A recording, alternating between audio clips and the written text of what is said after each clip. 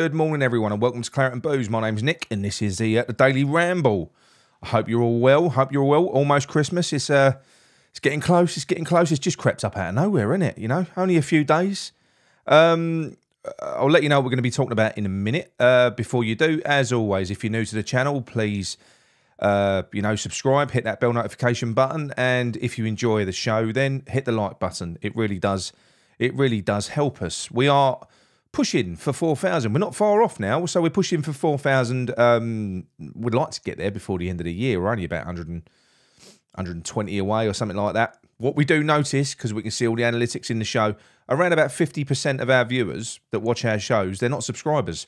So I know not everyone's got a Google account, but yeah, come on, subscribe. Help us out. Help the channel out. But anyway, what we're going to talk about today, well, unfortunately, it's it's going to be David Moyes. It's going to be. I kind of had it in my head. I thought, you know what? I'm going to have a show off of talking about David Moyes. And that was my plan. I won't tell you what I was going to talk about because I'll talk about that later in the week. But what happened today? I'm recording this the night before you're watching it. It's been out all day today, and I stumbled upon the interview on Talksport with David Moyes, and my God, I am terrified now. I really am. Genuinely, I don't know how to describe what I was feeling when I heard what he was saying, because it's like I say, if you looked at the title and the thumbnail, you know, it's delusional. It is disingenuous, more importantly. It is mad. It's mad. It's desperate. He seems really relaxed. He seems really confident. He's kind of exuding, I don't know, it's almost, I wouldn't say arrogance, but I think it is arrogance in this situation to have that attitude like this. Some people might say, no, you've got to be that way. You know, you can't portray that you've got fear and that you're rattled or anything like that. But come on, mate, you're not in a relegation battle. Yet you'll harp on about how many times has he said he came in and saved us from relegation. That's a worse situation from this. So did you save us from relegation, Dave, or didn't you? Because this is worse. So what David Moyes was saying was, we're not fighting relegation, we're fighting for Europe. So he's completely and utterly blanking out what's happened. He's brushed over everything. He's kind of said that we've been unlucky, basically. We've been unlucky in many games, and, you know, it should be a little bit different than what it is, which basically means that he doesn't feel like anything that he's done or his coaching team have done, nothing's been wrong. We've been unfortunate. There's been players that haven't been pulling their weight, which means that nothing is going to change as we come back in. He's just going to keep on sort of plucking away at the same old thing.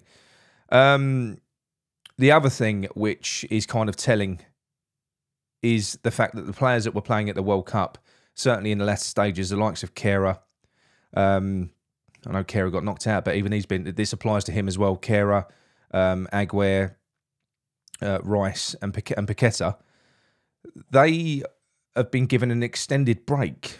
They've been given an extended break. They're not due back until the 23rd into training. Now, people might say, yeah, well, that's normal. It's not normal. There's plenty of examples of other players that have gone straight back in. Kieran Trippier's, he's in training with Newcastle at the moment. I think he's played a friendly. David Moyes has basically said, no, you're all right. We'll kind of, you stay away, rest up and then come back 2 days, 3 days before we play against Arsenal. Obviously, I can only imagine they're not going to feature because they're not going to have trained for 2 weeks. They're not going to have trained. They're only going to have had a couple of days. I'm assuming they're not going to train on Christmas Day. So I don't really know what to think other than what David Moyes has got as his dream situation. Obviously, we've heard about Scamacca. Gary spoke about that yesterday, or today for me, in relation to the injury potentially being far worse than what we all thought it was going to be. Horrendous swelling on the ankle, which means that the club still have not been able to scan it. That news might have changed now. You might be reading something different this morning, but as of this moment, when I'm recording this video, the message that we're getting out of the club is that they still haven't been able to determine how bad that is. If you look at what happened to Aguirre, you know, it's probably going to be ankle ligaments. We don't know what grade it is. We don't know how bad it is, but it must be pretty bad. for the fact that the swelling still hasn't gone down. But nonetheless, he's not going to be available for a few weeks at the very least. So he's going to miss the 3 key games, I imagine. I don't think he's going to be available for them. Do you know something? I don't think that David Moyes, I almost feel like that's almost played into David Moyes' hands, because I think that David Moyes is feeling comfortable now, because I think he feels like he can go back to the wall, back to the old guard, back to what he's comfortable with, just using the same old players. I think he's comfortable with it. I think, Antonio, I expect to be fit. Even if he's not fully fit, he will play. The same as many other players in our team. There's plenty of them that are guaranteed first team places uncontested, even if they're 30% fit. They're in. They're never going to get dropped. And I think that's what we're going to see. I think we're going to see Moyes deploy what was failing at the tail end of last year before we brought all these new players in, because it was failing for the whole second half of last season. I think he's going to deploy that again with the same personnel, and I think that's what he's going to do. And he seems so relaxed about it. He seems so cocksure of himself. Now, look, don't get me wrong.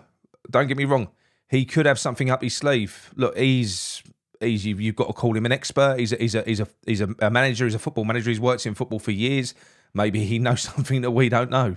I haven't got a clue. One thing that I do know is, though, that his messaging in that interview is nonsense. It really is crap.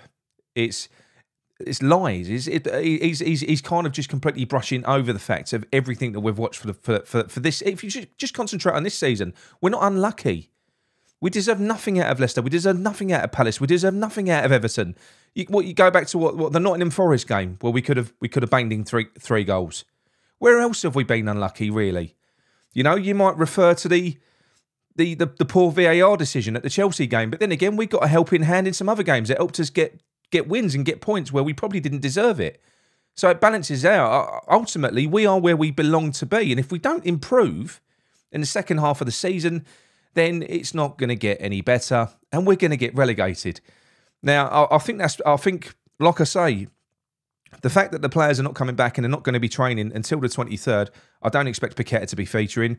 Maybe Rice will be thrown back in, I assume. It's a bit of a risk, though, if he hasn't trained for a while, to throw him straight into a game. Do we want more injuries? I don't know. The fact that the likes of Divin Mabama didn't really get any minutes at all when he had an opportunity to do so after Skamaka got injured against Fulham tells you that he's not going to be leaning. He never has. He's not going to lean on the kids or give anyone an opportunity to come in and impress, inject some enthusiasm into the team. He's not going to do that. I appreciate the likes of Soufal has been looking good in this mid-season pre-season, but he did look good in pre-season before the season started, and then he turned to crap again. He's probably been our worst player this year, but he has been okay in the last few games. He's been, against Udinese and Fulham, he looks okay. He did. And we haven't really got many other options, to be quite honest. And we've already spoken about all the players, all the discontent that we've got and everything else. And then for David Moyes to come out and do that, who is he trying to kid? Who is he trying to kid? Is he trying to kid himself? Because it's like he's in a... Is it delusion? Is it denial? Or is it dishonesty? I don't know what it is. Is it a combination of the entire three? I watched a video on Hammer's chat with Gonzo, and he used an analogy which I think fitted in perfectly. He said it's as if David Moyes is standing in a burning building and he's just standing there and he's waiting for the rain. He can't see what's going on before his very eyes. He can't. We've seen this before. We've seen it with the likes of Sam Allardyce, when they keep on calling on the same players that have got them into this position to get them out. They keep on repeating the same things, expecting a different result. Maybe they repeat the same things because they don't know how to do anything else. I don't know. But this is for me, this is only going to go one way. Look, it might not. I'm going to do an Arsenal review after this video, so I'll probably do that a little bit later in the week. But I'm worried about this, and I'm not just worried about Arsenal because, like I say, Arsenal for me is a free hit. Anything that you get out of Arsenal is a bonus. If you get a draw, it's good. If you just get a good performance, it's good because then you've got something tangible to take into the Brentford game. What we don't want is to get hammered and play shit, because then it's just a continuation of what happened before the break, and you somehow got to pick yourselves up against Brentford, whose towels are up and who have done a job over us the 2 times we've played them in the past year or so. So it's not going to be easy. It's really not going to be easy, and I'm worried. I'm worried for West Ham, and I'm incredibly worried. The fact that we haven't acted as yet, the fact that he's still here, the fact that the ball is just sitting on their hands. I'm terribly concerned that how relaxed David Moyes looked. He looked like he didn't have a care in the world. Didn't have a care in the world. I mean, like I say, maybe he does know something. I don't know. Maybe there's a couple of kids in the academy he's going to bring through who are the next big thing. I don't know. I don't know. But if he's basing it on what we've witnessed for the last year and he just thinks it's going to click, it's not going to work, Dave. It's not. And I'm not worried about David Moyes anymore. I'm just worried about West Ham. I am. This has gone beyond David Moyes now. I think we're screwed.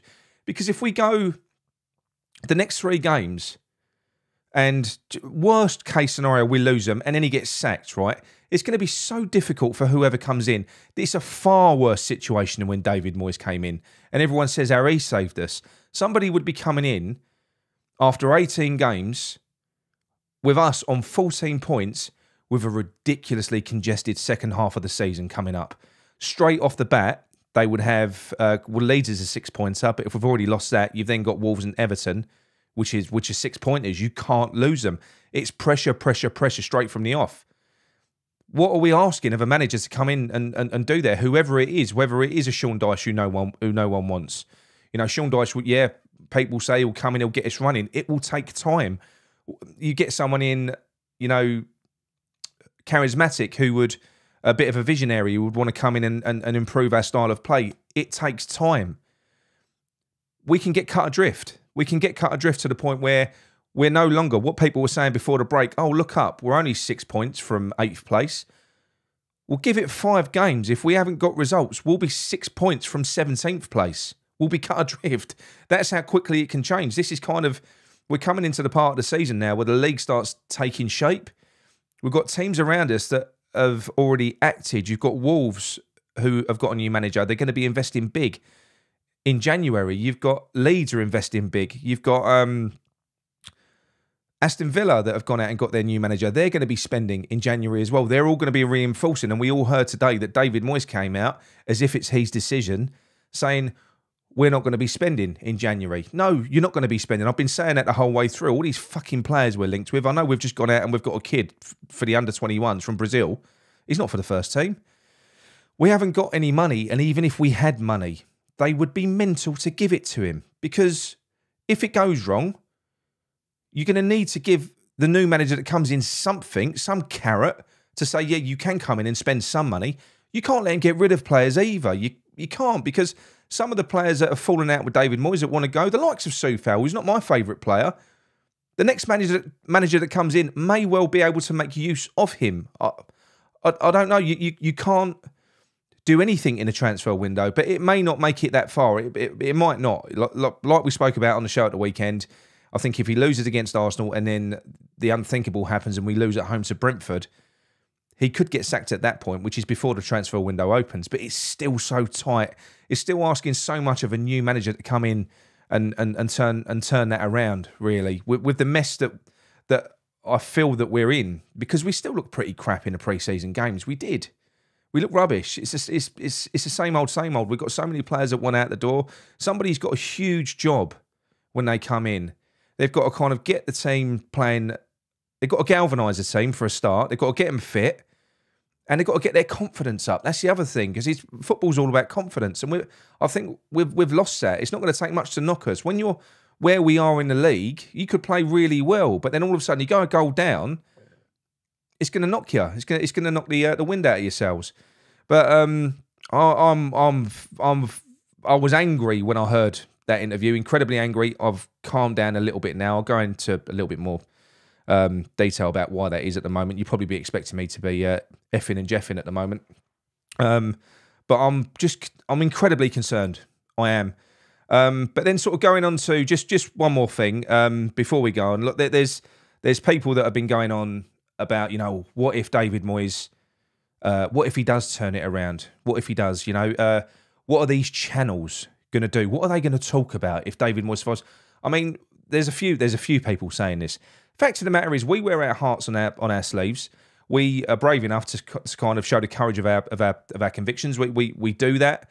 You know, we don't sit on the fence. We say what we think, and we always will. And we're West Ham fans ultimately. If our luck changes, which I don't see happening, I'd love it to happen. I'll just want West Ham to be safe. If our luck changes, then we carry on. We'll carry on the same. Like I say, when you're presented with new information, if David Moyes comes back a changed man and changes West Ham, our opinions will change. Our opinions are based on what we've witnessed for the last year. They are. So you've got people out there at the moment that are basically, they're sanctimonious. That's all they are. They say they're balanced. They say they're this. They say they're that. But they're not, because what they'll do is they'll call people that are calling for Moyes' head, they'll say, oh, they're jumping on a bandwagon. They're jumping on a bandwagon. It's just snidey. It is. You're looking down your nose at people that are brave enough to voice their opinion, because nobody is happy in this current situation. And it's just a bit rich that you can come out and say, I support West Ham. Whoever's the manager, that's who I'm going to back. No matter what, I'm going to back them. Yet you feel okay to chastise players who play for your team as well. That's fine. That's fair game. There's certain players that you can have a go at, and there's certain scenarios, but you can't call out the manager. You can't do it. You've got to back him to the end. That's ridiculous. It's absolutely ridiculous. And to suggest that West Ham fans don't have a say is also nonsense. We do. Look what happened at Burnley. Look what happened afterwards. West Ham fans, when it all kicks off, because the club don't like bad PR, especially if they're trying to sell the club in the summer, generally, when the fans kick off en masse and are unified, something happens. They don't ignore us. They don't. So, I just think if the West Ham fans were more united in this, which they will be if it goes wrong in the next few games, I think we will be. I think the majority of fans have been patient enough, and that's all it is patience, because I don't think anybody has really been enjoying the football. Nobody has. There's just been people showing faith because of what David Moyes has delivered in 2 seasons with the finishes that he's given us. That's all it is. That's all it is. But moving on from that. First of all, I'd like to say thank you to everyone that has donated to us on PayPal. I'll put your names up on the banner on the next show that I'm going to be doing. I've just not had time to do that. I've been out all day today at work, but it's really appreciated. Thank you very much. And very quickly as well, myself and Gary, we've had some bad news last night. We lost our uncle Dave. He passed away late last night. Absolutely brilliant man, a great man, really great guy. It's kind of hit everyone a little bit hard. And there's been some other bits and pieces, certainly for me as well, on that front. And I just wanted to sort of put a little bit of a message out there to everyone as well, because this is a difficult time that we're all living in at the moment. It really is. People, you know, they're struggling for money. They're struggling in many ways, you know, not just with money, but emotionally and stuff like that. Just, if you're one of those people, please pick the phone up and talk to someone. It's good to talk. You know, a problem shared is a problem halved. It really does make a difference. I know you probably don't feel like it. It takes incredible strength to dig yourself out of a dark place. I know that. I know that myself. But you've never, you know what I mean? Just because you're struggling doesn't mean you're failing. That's what you got to keep in your mind, and keep people close. And if you are, you know, one of the people that are in a privileged position, you know, and everything's rosy at the moment, pick up the phone to people. You know, if you're a little bit worried and you ain't spoke to someone for a long time, just, you know what I mean, just a little phone call. Let's all stick together and help each other through, because there's some really nasty stuff happening at the moment. So yeah, just talk to each other. So like I say, I'm not going to preach too much about that, because I just wanted to put that little bit of a message out there at the moment, and it does kind of, and that's one of the reasons why I'm not as angry as I would normally have been, because if I'd have read that article 2 days ago, I'd have been bouncing all over this room. But I'm a little bit more leveled out. Puts things in perspective a little bit. It does. But yeah, ultimately going back to David Moyes in that interview. My goodness, what is he even thinking? What is he even thinking? I don't know.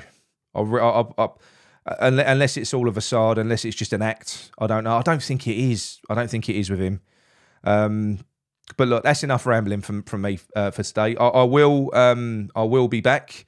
I might be back later on for a live. I might come back later on tonight for a live show. So, but I'll definitely be back later on in the week for another ramble. Gary will be back on Thursday with another daily ramble. We did a good one today. So yes, look, you know, like I said, I'll leave it on that note. You know, let's all support each other. You know, if you need any support from us, give us a call. You know, we do these live phone-in shows now. We're here for everyone. We get loads of nice messages from people saying that we're helping them through stuff. And to be honest, this channel, you've all helped us through stuff as well. You wouldn't believe. You wouldn't believe.